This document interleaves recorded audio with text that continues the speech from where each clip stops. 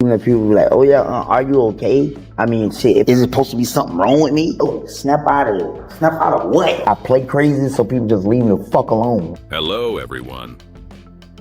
In June 2024, Kodak Black stepped out of prison and straight into chaos, just days before he was supposed to perform. No press conference, no hype machine, not even a whisper of warning. He simply walked onto the Rolling Loud stage like he owned it, and the entire crowd exploded as if they'd been holding their breath for years. For those few minutes, it was like the scandals, the mugshots, and the courtroom drama had all been erased.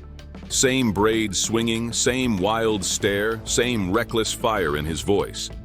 What you use on your skin, man? Your skin clear, man. What you use on the skin, man? Not Zima, black salt, African, what is it, man? What you bathe with? Dove, Ivory? I don't use soap, I just let the water hit. Kodak wasn't just back. He showed the world he had never really left. But was this a master plan, a survival move, or just Kodak being Kodak? That question takes us back to the roots of a kid named Dusan Octave, better known as Kodak Black. Born June 11, 1997, in the rough streets of Pompano Beach, Florida, there were no flashing lights or platinum plaques waiting for him.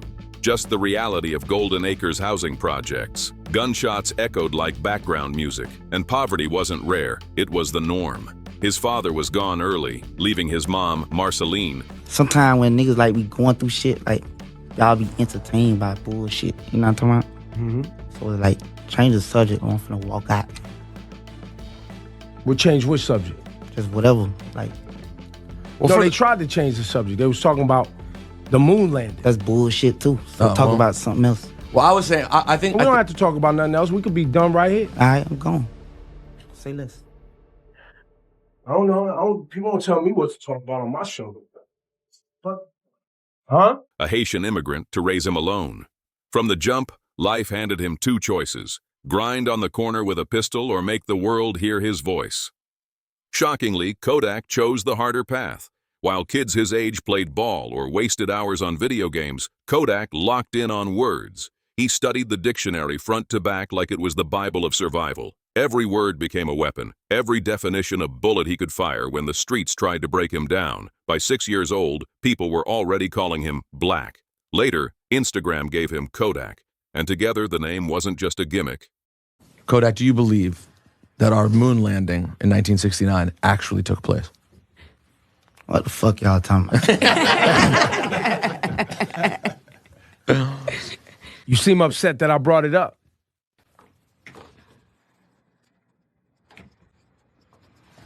I feel like It was a statement, a cracked camera lens capturing the raw, the ugly, and the truth no one wanted to see. The legend really sparked at just 12 years old. While most kids were stressing over gym class or multiplication tables, Kodak was chasing destiny. He went by J Black then, rolling with a local rap crew called the Brutal Youngs, spitting raw bars in makeshift studios that smelled like smoke and sweat. Soon after, he linked with another crew, the Kalyans, and the grind only got tougher. Kodak didn't even need paper. His rhymes lived in his head like tattoos carved into his memory. But trouble was always lurking. By 5th grade, he got expelled for fighting, and before he could even legally drive, he was already getting booked for car theft. Cops and courtrooms became his second home. Still, music never left his side. When he couldn't afford studio sessions, he straight up stole microphones just to keep recording, because in his mind, quitting was never an option. Rapping is breathing. Without it, I lose the human part of myself, Kodak once said. And nobody doubted it because every move he made proved it. At just 16, he dropped his first mixtape, Project Baby. Rough, uncut, no shine, no polish.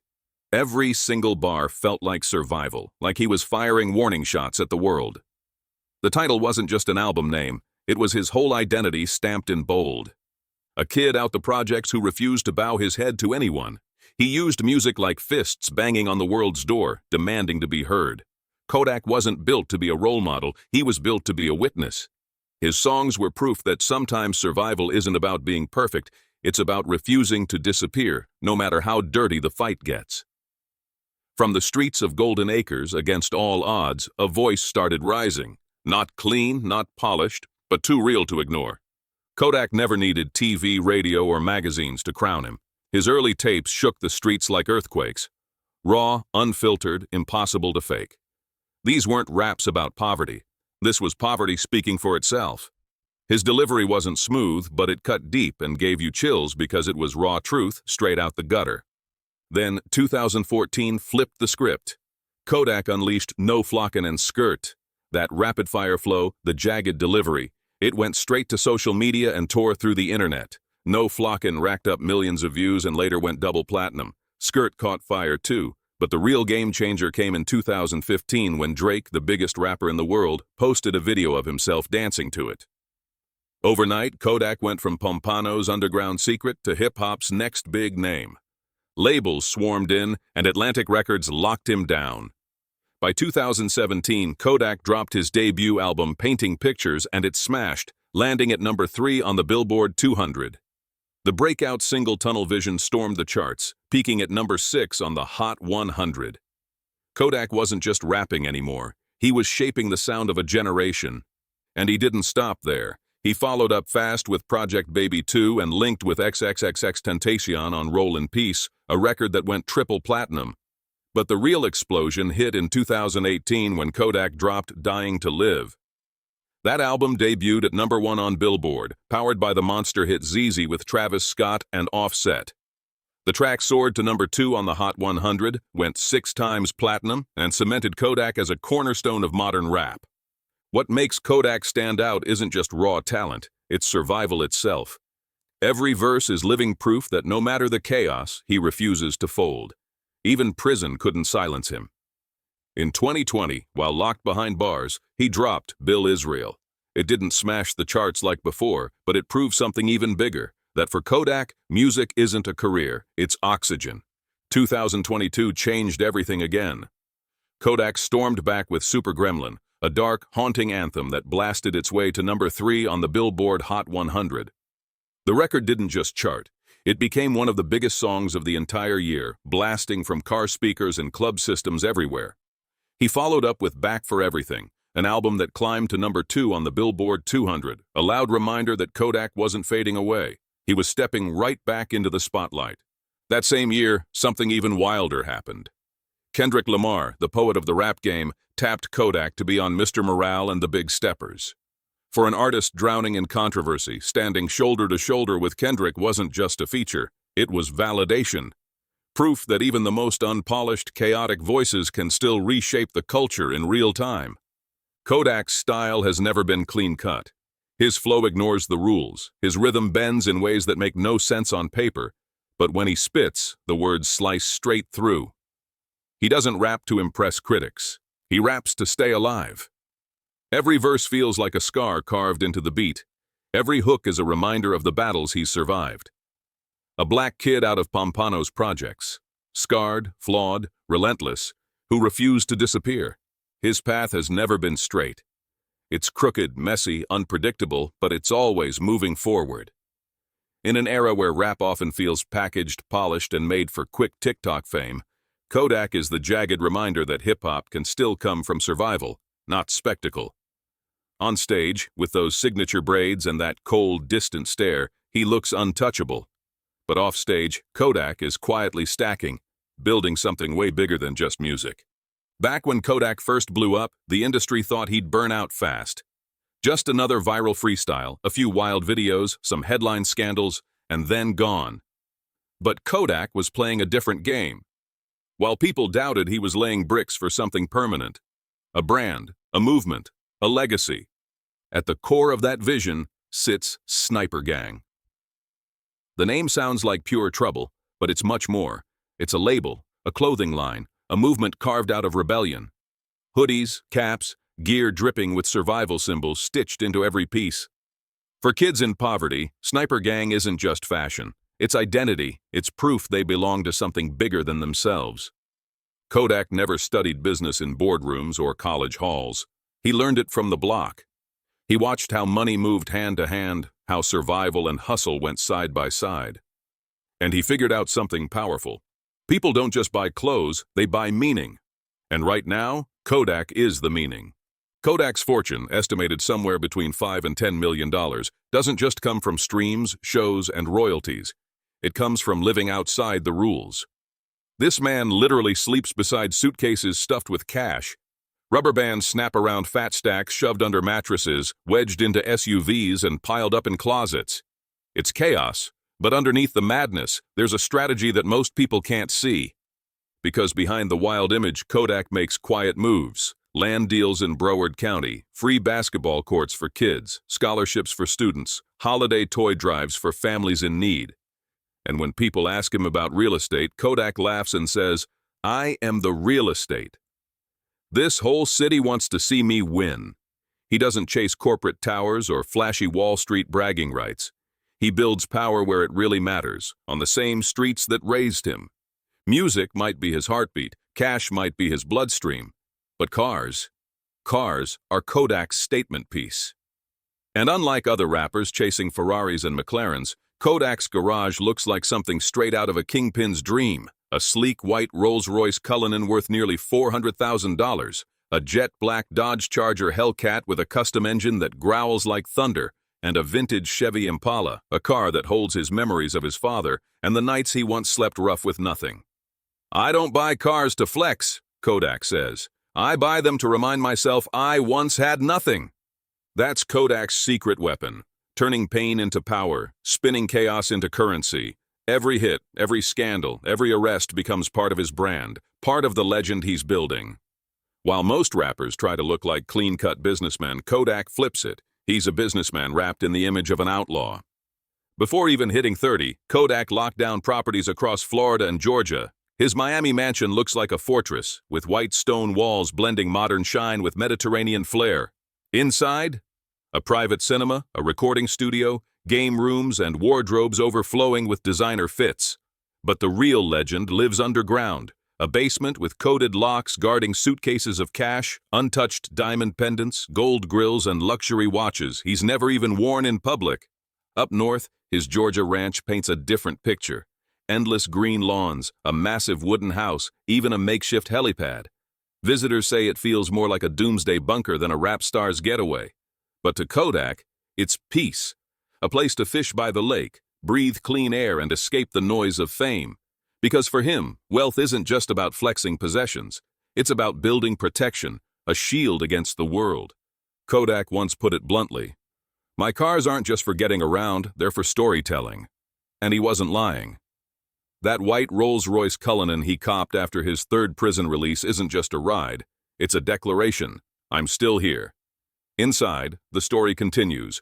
Black alligator leather seats with gold stitching, the Sniper Gang logo embroidered into the headrests, and a sound system tuned perfectly to his freestyle bass frequency. One of Kodak's boldest flexes is turning luxury into legacy. His 1973 Chevy Impala isn't just a car, it's a living memory. Restored from the engine block all the way to its gleaming purple paint, this ride carries childhood moments of him cruising to the market with his mom. Money couldn't buy it. Kodak once turned down a six-figure offer for that car because to him, it's priceless. A piece of his past he refuses to let go of. Then there's the monster. His Dodge Charger Hellcat, wrapped in matte gray with an exhaust that roars like gunfire. This beast has starred in his music videos and become one of his trademark rides. More than muscle, it's a Southern street icon, a symbol of speed, rebellion, and power for a whole generation that grew up watching Kodak turn struggle into shine. But Kodak doesn't stop at cars. His possessions are straight statements, from diamond-studded iPhones to a gold-plated gun he once flashed on livestream. Everything he owns carries his stamp. Half artist, half outlaw. This edge has dragged him into courtrooms time and time again, but it's also fueled his brand.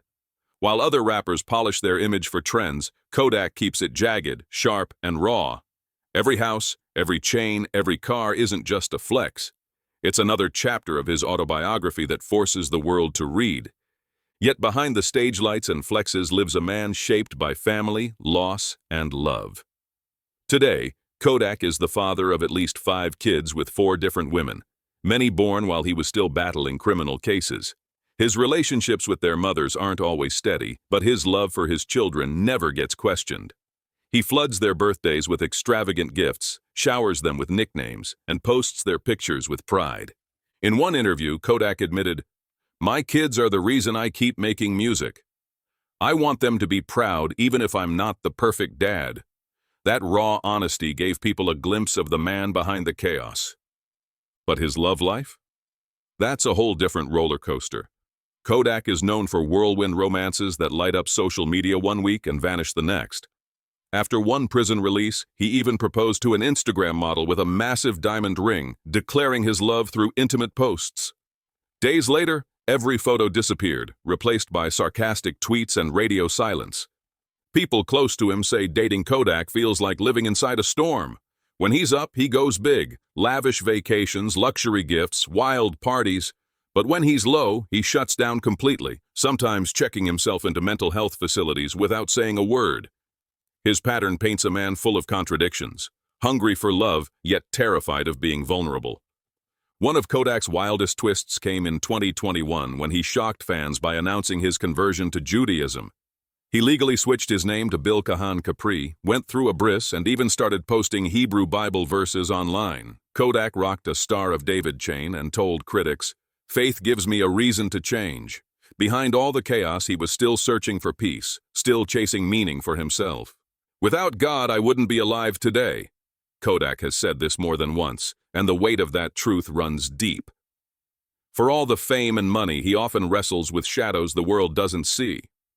On one live stream, he admitted, "I got money, fans, a big house, but some nights I still feel like I'm sinking." That was the Kodak few ever get to see, a man carrying scars too heavy to shake off, trapped between the star he became and the pain he never healed from. But instead of hiding it, Kodak pours the chaos straight into his music. His rawest tracks feel more like confessionals than rap songs. He admits to loving the wrong way, to hurting the people he cared about, to failing as a son and sometimes as a father. Yet even through the mistakes, he keeps clawing toward better. Clumsy, messy, but always honest. And maybe that's where Kodak is most human, not as the untouchable rapper, but as the young man stumbling forward, hoping one day life finally calms down. No more handcuffs, no more headlines, just music, family, and peace. But peace never seems to last long for Kodak.